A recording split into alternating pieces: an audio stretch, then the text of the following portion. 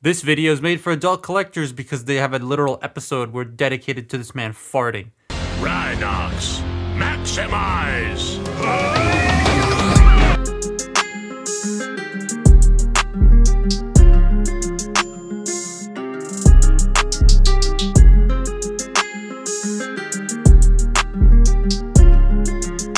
So Kingdom Rhinox was pretty much a nightmare. I don't have it anymore. His transformation was so scuffed and rough that I didn't really enjoy doing it.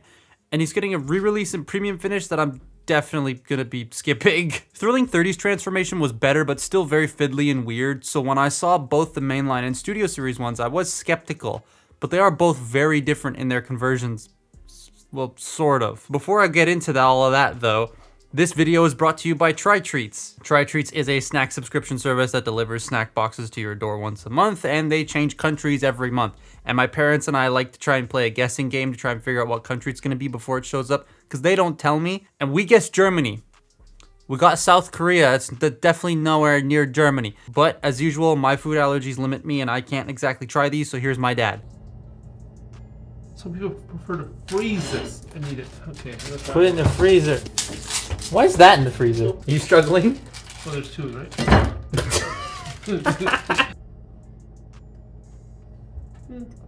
Not bad. Yeah? No. I was expecting more like, it says marshmallow. Well, it tastes coconut now. Is it good? Yeah, it's good. It's choco pie because it says choco pie.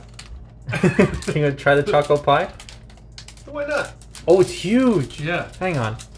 Whoa. It's like, That was a very elasticy texture. yeah.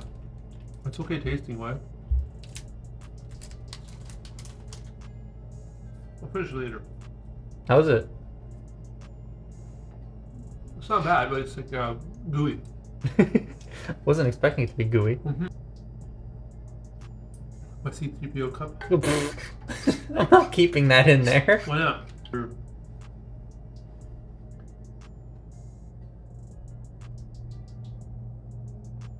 Contains wheat, milk, soybean, shea, and coconut. Ninja. And if you use code THATTOYGUY in all caps, you'll get 15% off your first order using the link in the description as well. So definitely go check them out. Links down below, like I said. Thank you so much for sponsoring today's video. Now onto the actual toy. I had to sneeze that entire sponsor read and now it's not coming out and Back to Rhinox though. I'll talk more about the conversions during the transformation segment, but it does help the robot mode feel a lot better. This thing is solid. That's one thing. Oh, the sneeze. That's one thing most of these mainline toys have over the Studio Series toys so far, is that they're easy and solid. The texture of the plastic just feels satisfying in the hand, not to mention the thickness of the materials makes it feel super dense. It has like a nice heft to it. The paint is sparse, it's a mainline toy, but what's there is evenly distributed to make it look a bit better, like broken up, but it could use more. He is brown. Hey, yo, he's probably my cousin, but this thing... Oh my god, I'm such a moron. This thing is not the color of the film. The film, he was silver, and that's because his colors were changed like halfway through the film's production when they started working on these toys. So that's why these Studio Series promo shots have brown in them versus the final copy having like no brown in it. He got some real big shins though. Like, the proportions of some limbs are just a bit whack, and bending the knee doesn't really accomplish much because it's so high up. I do like the little details, like the chains on the shoulders and the pistons in the arms and the legs. Head, though, looks like he shat his pants.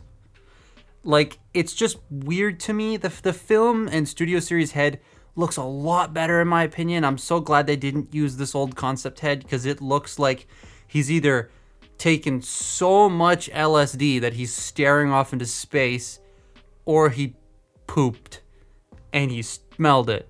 That's really not that out of character for Rhinox though. It's a nice looking figure with the rest of the crew, honestly. Like, even though these mainline Voyagers are a bit smaller because they're cheaper, seven Canadian dollars cheaper to be exact. Walmart fixed their prices, thank God. He still fits pretty nicely, in my opinion, with the Studio Series ones for now. So Rhinox's posing is very typical Voyager class thing, except for the fact that I sound congested. Except for the fact that there's a couple of issues. What's specific to my copy is, well, one of the issues is, and the other issue is just weird joint placement. So the head can rotate left and right. I found that if I continuously rotate it, it does just pop off. But like, I'm not going to sit here and do that all day. I was just doing it once because I was bored. The shoulders can rotate. Now, they rotate at a very weird spot. Do you guys remember Combiner Wars Leader Megatron? And when he rotated his shoulders down, they were weird. So if I move them up, I rotate his shoulders all the way down, now they're down there. That's not where your shoulder joint's supposed to be. If you do this, they end up being so far back. It's just a very weird sort of joint placement. I get why they did it, because it's supposed to click in like this for Rhino mode, and you need this little bit here to click into this part here. But there had to have been a better way to do that. It just looks strange. You got an elbow bend, a bicep swivel, nothing at the wrist. This arm is incredibly loose. It's hard to tell now because there's nothing in his hand. But let's put something in his hand real quick.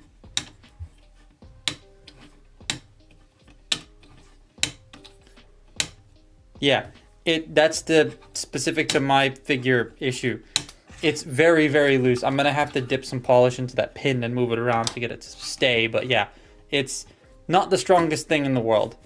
You got a waist joint, which can get hindered by the back kibble. Fortunately, that does move out of the way to accommodate a greater waist swivel if you want. So that's good.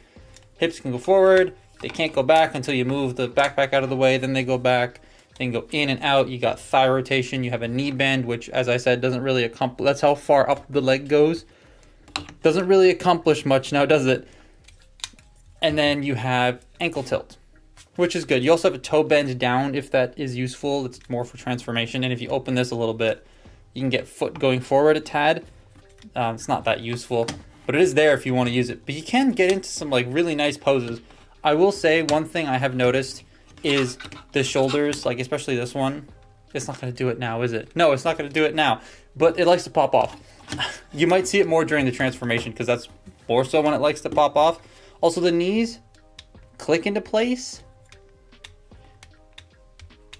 Okay, weird, but yeah, he's not bad. I kind of wish his head was on a ball joint again, just like Prime, so he could look up a little bit, but it's not terrible. You can also optionally do this, which is how I originally had it. Put the Rhino head over his actual head, and I think that looks pretty neat, but for accuracy's sake, we're just going to go down there. Rhino. He does come with his Gatling guns of doom, and they do spin. Take that, Kingdom.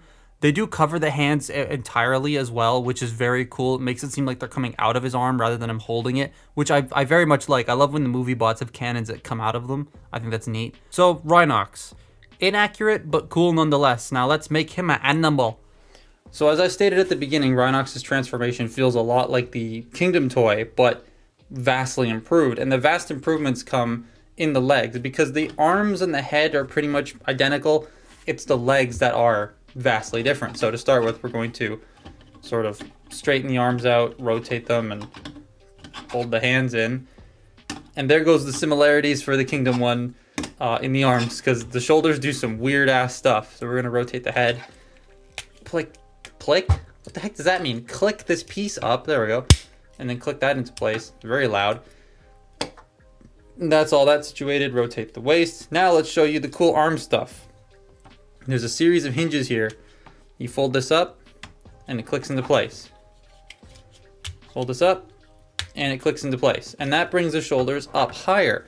Now, when you're pushing it back down, right, you end up ripping the arm off. So what I would recommend is folding the arm this way, and then pushing it. There we go. Because if you're pushing it the other way, right, you're pushing away from the mushroom pegging, then you just end up taking the arm clean off. So I would rotate it so you're pushing towards the pegs so it doesn't come off, and then you rotate the shoulder forward. And you bring that up, click the arms in, and that is basically the front of the, you have Rhinoceros Man. Oh, he fell. Now the legs are interesting. They are very, very interesting. So to start with, you fold down the toes all the way. Then you rotate the thighs. Then you open up these little trapdoor sections. Get the Rhino feet out. And then unfold this whole thing. Straighten this whole thing out. Peg the legs together. Just like that. Come on, peg together. Peg to, there we go. Then you want to collapse the legs in like this and then bend it at the figure's knee. Oh no, don't do that. That's just me being stupid. Bring this up, peg it in, like so. Then you take this entire section here and wrap it around and then close this up. And that's the Rhino. I love the way that that back section works. It's such a nice little order of operations to get everything to fit.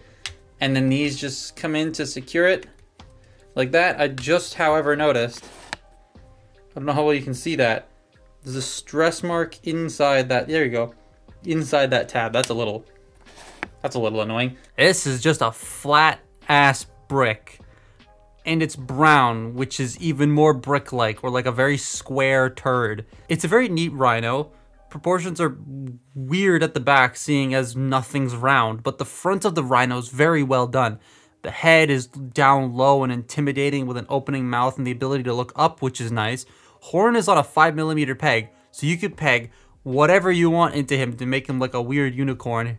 Here's a bunch of random ass things that I pegged into his head because I was bored.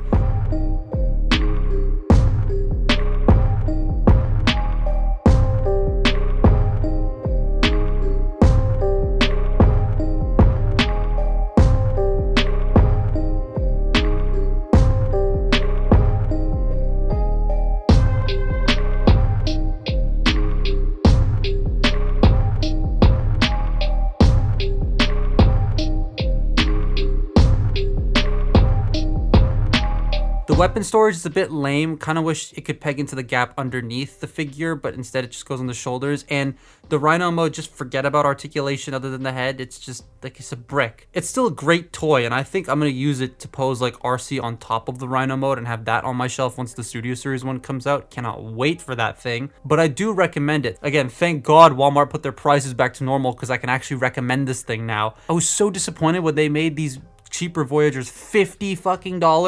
Why? Now it's $40 a Voyager, and a Studio Series Voyager is $45 to $47 depending on where you look. So like $40 for something that feels as dense, actually more dense than a lot of Studio Series Voyagers, I'd definitely say is a pretty good price. This is Canadian dollars, by the way. Canadian dollars. The amount of times I get people saying, why'd you pay this much? I paid this much at Target. I don't live in America. But that's been my look at Transformers Rise of the Beast Mainline Rhinox. Follow me on Twitter and Instagram, and I will see you next time. Bye-bye.